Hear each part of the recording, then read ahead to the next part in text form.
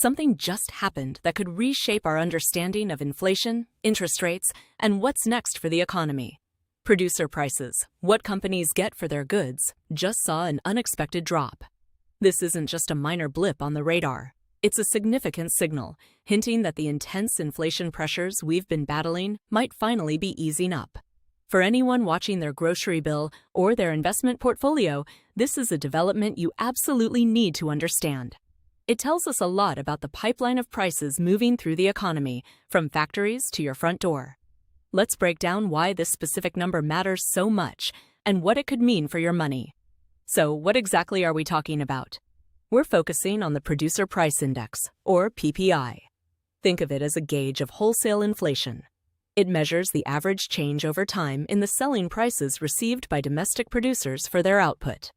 Unlike the Consumer Price Index, which measures what you pay, PPI measures what businesses get paid. The latest report showed a surprise. Prices for finished goods actually fell month over month. This was completely against expectations, which had anticipated an increase. This unexpected decline isn't just a statistical anomaly. It's a strong indicator that the pricing power of producers might be weakening, and that disinflationary forces are gaining traction upstream in the supply chain. Why should you care about what producers are getting paid?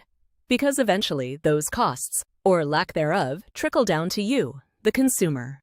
If producers are seeing their prices fall, it means their input costs might also be easing, or demand for their products is softening. This often translates into less pressure to raise prices for the end consumer. For central banks, who are laser-focused on bringing down inflation, this kind of data is gold. It suggests their efforts might be working. A sustained slowdown in producer prices can influence interest rate expectations, potentially signaling that the peak of rate hikes is behind us, or that future cuts could be on the table sooner. It's a key piece in the puzzle of where inflation is headed. Let's talk about the mechanics here. Imagine a pipeline. Raw materials go in, then intermediate goods, and finally finished goods come out. PPI tracks prices at different stages of this pipeline. When finished goods PPI drops, it means producers are getting less for their final products. This can be due to lower costs earlier in the pipeline, or it could signal weakening demand from businesses or consumers further down the line. Either way, it reduces the pressure for future price increases. Central banks watch this closely because it offers an early look at what might happen to consumer prices in the coming months. A sustained downtrend in PPI can give them more confidence that inflation is truly on a path back to their target. It's important to differentiate PPI from CPI, the Consumer Price Index, which gets more headlines. CPI measures the prices of goods and services that households purchase, like your groceries and rent. PPI measures what businesses pay and receive. Think of PPI as a leading indicator for CPI.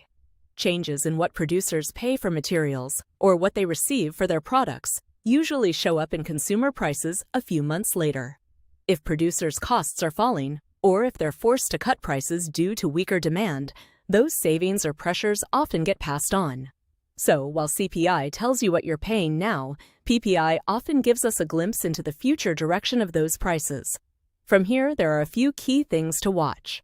First, keep an eye on subsequent PPI reports, particularly the finished goods component. We need to see if this recent drop is a one-off or the start of a trend.